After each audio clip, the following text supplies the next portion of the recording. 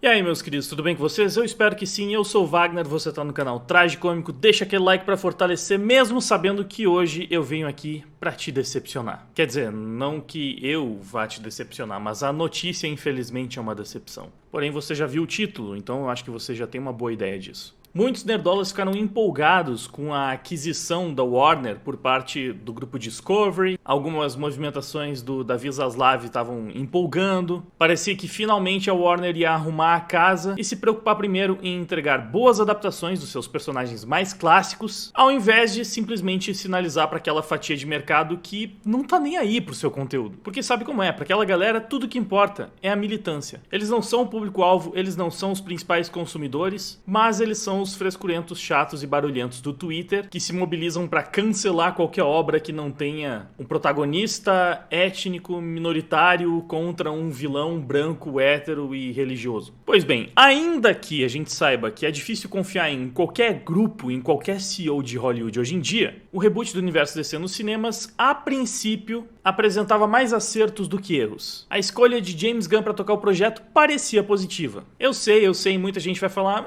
mas o James Gunn também não é exatamente um conservador, um nerdola. Mas como eu falei, em Hollywood, hoje em dia, quem é? O importante é que os trabalhos recentes do James Gunn tinham sido muito bons. Ele bancou o Chris Pratt mesmo quando ele estava sendo cancelado aí pelos militantes woke, por ter utilizado camisa com o símbolo do anarcocapitalismo, que essa galera insiste em associar fascismo e você sabe o que mais, e também por ser um cristão convicto, declarado. Começaram a acusar o Chris Pratt de fazer parte de uma igreja que era muito intolerante, mas o James Gunn foi contra o cancelamento e ainda nos entregou provavelmente o melhor filme das últimas duas fases da Marvel, que foi o terceiro Guardiões da Galáxia. Então, ainda que ele não fosse o nome perfeito, era pelo menos um nome que trazia alguma esperança. Talvez um dos melhores já testados nesse universo do entretenimento nerd. E as declarações iniciais do James Gunn também eram positivas. Ele dizia que iria trazer o Superman clássico de volta, um Superman mais sorridente, menos niilista, que era um símbolo de esperança mesmo, não só no discurso, mas também em tela. Um Superman mais colorido, mais parecido com o original, menos calvo, porque assim,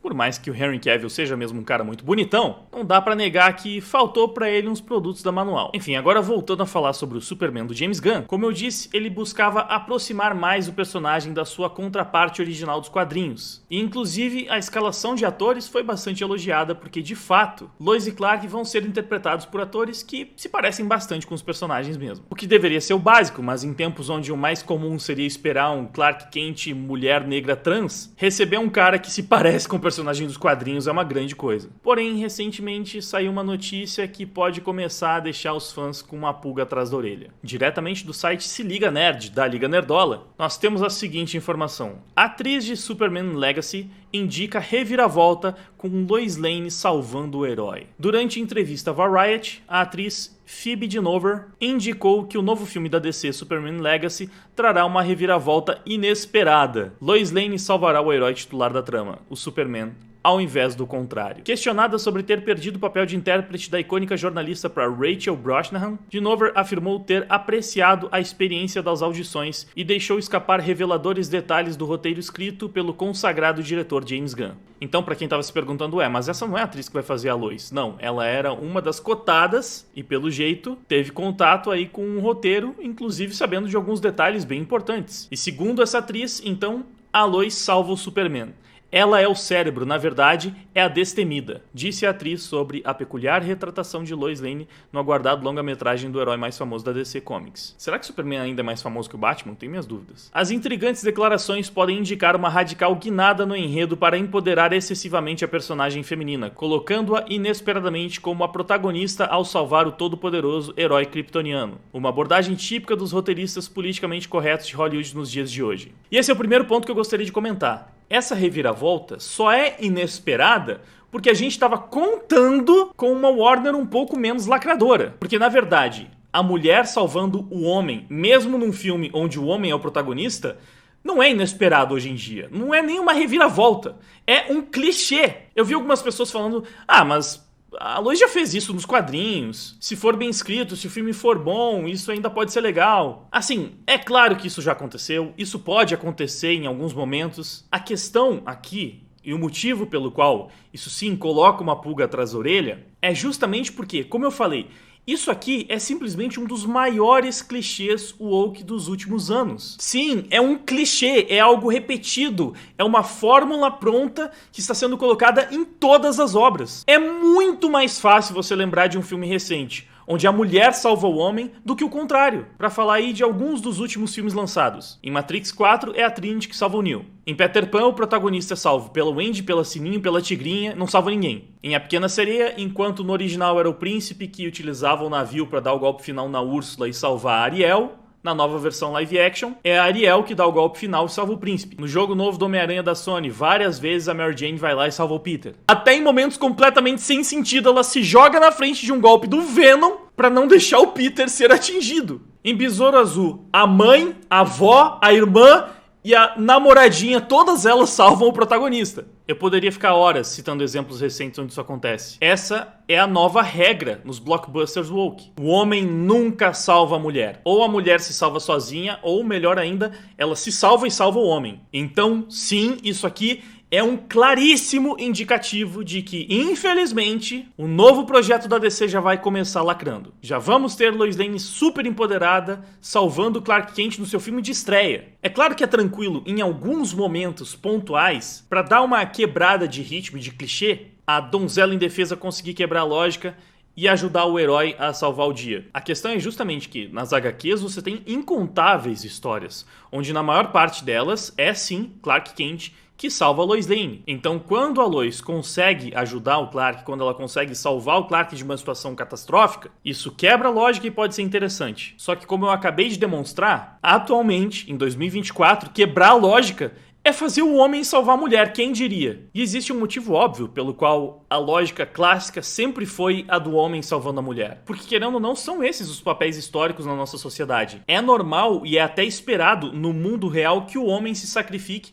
para salvar sua mulher. Por isso que quando a gente tem tragédias, catástrofes, sempre vão as mulheres e as crianças primeiro. Elas são mais valiosas, mais importantes para a preservação da espécie. A mulher tem esse papel biológico, natural, essa predisposição natural de cuidar. Então a mulher é naturalmente uma cuidadora. Ela gosta de cuidar dos seus filhos, de cuidar do marido. E sim, ela tem até aptidões naturais a isso. Mulheres, por exemplo, têm mais facilidade em ler expressões faciais, então elas conseguem perceber mais facilmente quando uma pessoa não está bem, o que é muito importante para conseguir compreender melhor o bebê, entender o que ele precisa quando ele ainda não consegue se comunicar direito. Ela tem mais facilidade que um homem em escutar e assimilar sons muito agudos, o que é muito importante para escutar o choro do bebê, por exemplo. Tudo aquilo que envolve o instinto materno. Em contrapartida, o homem é o protetor. O homem tem esse ímpeto, essa disposição natural em proteger. É por isso que, por exemplo, em 99% dos casos em que um casal é assaltado, é o homem que se coloca em risco para proteger a sua família. É por isso também que a maior parte dos policiais são homens, os bombeiros, os soldados. Então, quando a gente tinha nas telonas os homens heróicos dando a sua vida, se sacrificando para salvar as suas mulheres, a gente apenas estava vendo uma representação artística da realidade. Sabe daquele papo, né? A vida imita a arte? Agora não é mais assim. Não porque o mundo se inverteu. Você não vai ver feministas tipicamente sacrificando as suas vidas para salvar homens. Isso é simplesmente por militância, por ativismo ideológico. As histórias estão sendo escritas assim por causa de movimentos políticos que determinaram que mulheres precisam ser independentes. Elas não podem mais ser salvas, ser protegidas. Não, elas precisam ser autossuficientes, elas precisam ser capazes de resolver todos os seus problemas sozinhas. Mesmo que no mundo real não seja assim mesmo. Então, sim, essa notícia é um claro sinal de lacração. E eu tô fazendo questão de explicar isso detalhadamente porque quando eu comentei essa notícia no Twitter, como eu já citei, algumas pessoas falaram: mas não necessariamente isso é lacração. Não tem nenhum problema na Lois salvando Clark. E, em geral, eu até poderia concordar com isso. Não fosse o longo histórico de obras lacradoras que deixam claro o objetivo por trás desse tipo de história. Desculpa, mas eu não consigo acreditar que o roteiro, caso se mantenha assim, a única esperança é que isso aqui repercuta tão mal que eles alterem a história. Mas, se o filme for de fato desse jeito, se a gente tiver uma Lois Lane empoderada que ao invés de ser salva precisa salvar o Superman, eu tenho certeza que a história não foi escrita assim porque o James Gunn decidiu que essa era a melhor forma de contar essa história, que ele precisava contar assim, porque assim ia ser mais legal,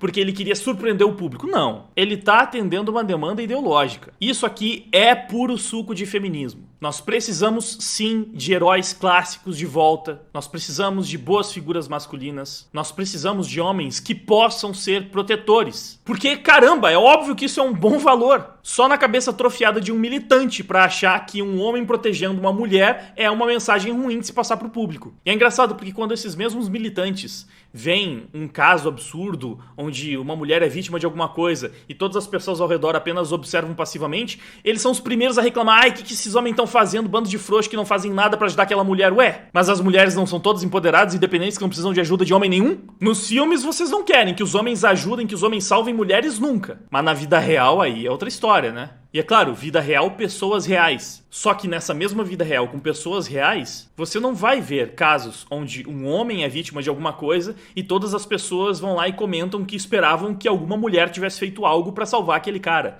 pra proteger ele. Que alguma mulher tivesse dado a sua vida pra salvar a vida daquele homem. Resumindo, é uma coisa que só faz sentido em filminho feminista mesmo. E repito, se fosse um ou outro caso, tudo bem, mas isso aqui é a regra. Esse é um novo clichê hollywoodiano, só que é um clichê woke. É um clichê lacrador. Enfim, só pra encerrar a matéria, o que a gente tem aqui? Torcida contra a lacração. A possibilidade gerou enorme controvérsia nas redes sociais, com fãs temendo que o filme seja mais um caso de lacração desnecessária. Assim como ocorreu com alguns personagens em produções recentes, como Batman ser negro ao invés de branco, ou a mulher Hulk relegando o herói titular Hulk a um papel insignificante de coadjuvante. Porém, também há espaço para interpretações mais amenas e fiéis aos quadrinhos, como Lois Lane simplesmente ajudando o Superman a derrotar o vilão principal com seu talento jornalístico e obstinação, sem assumir o protagonismo completo dos eventos. Olha, eu nem espero que, mesmo se o filme for lacrador, ela vá ser a grande protagonista que vai salvar o Clark e derrotar o vilão. Mas se ela simplesmente for a responsável por salvar o Clark, enquanto em nenhum momento ele salva ela também,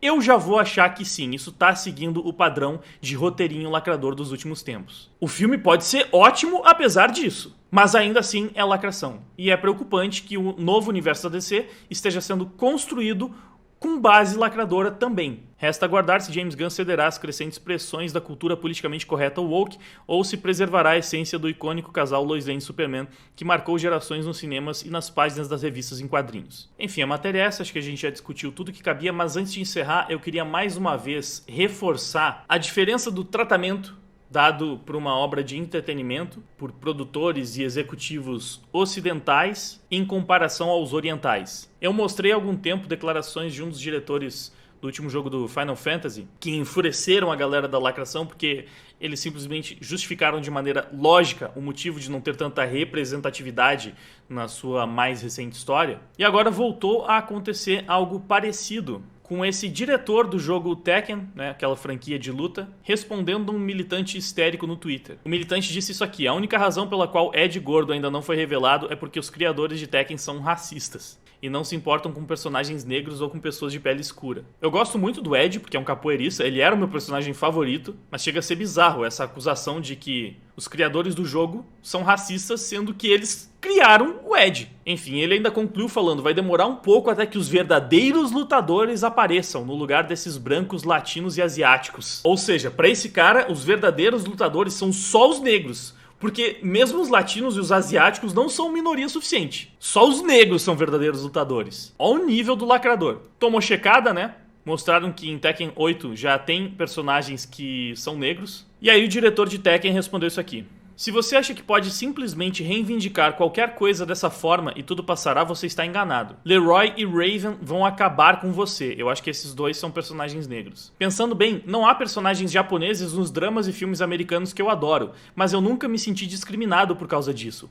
Qual você acha que é a diferença crucial entre você e eu? Tenho certeza de que você ainda não entendeu. Você não é nada lógico e é simplesmente uma pessoa delirante que nem percebe que, mesmo que fosse uma discussão emocional, ainda assim o que você fala não faz sentido. Enfim, jantou lacrola, né? Achei incrível quando ele falou: cara, eu sou asiático e não tem asiáticos nas minhas obras favoritas americanas, nos grandes filmes de Hollywood que eu sempre acompanhei, e ainda assim eu não me sinto discriminado por causa disso. Até porque se não tem lá tanta representação asiática em Hollywood, Os asiáticos simplesmente vão lá e montam a sua própria indústria de entretenimento e produzem as suas obras com um monte de asiáticos. Tem os doramas, tem os animes, tem os tokusatsus, e eles produzem obras tão boas que o ocidente vai lá e importa. E não só isso, como muitas vezes eles tiram os asiáticos do elenco para colocar americanos no lugar. E mesmo assim você não vê os asiáticos chorando. Eles continuam fazendo as obras deles do jeito que eles querem, do jeito que eles acham melhor. Continuam assistindo as obras de Hollywood porque eles conseguem gostar mesmo que não tenha só japonês no elenco. E tá tudo certo. Enfim, Based, já gostava de Tekken antes, gosto mais ainda agora. E é isso.